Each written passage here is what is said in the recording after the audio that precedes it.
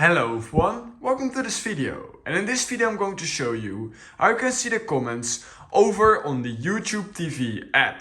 So if you want to see the comments of a video over on your TV, then here's how you can do it. So the first thing you need to do is open a video. It doesn't really matter which one, just make sure they have comments enabled, of course. Once you've done that, you can navigate with this little arrow icon thing. It will probably look a little bit different on your remote, but it's basically the same. Just go once up till you basically can select the title. And then you want to go to the right, all the way to the right, to find channel, captions, like, dislike, and then you will see comments right here. When you click on that, you will literally just see the comments right here.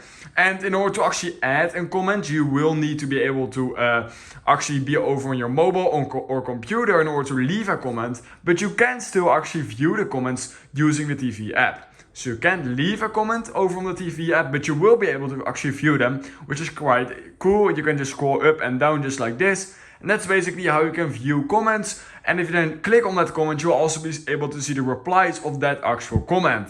So yeah, that's how you can see comments over on the YouTube TV app. If you learned something from this video, please consider liking this video, subscribing to my channel, and I hope I will see you in my next YouTube tutorial video.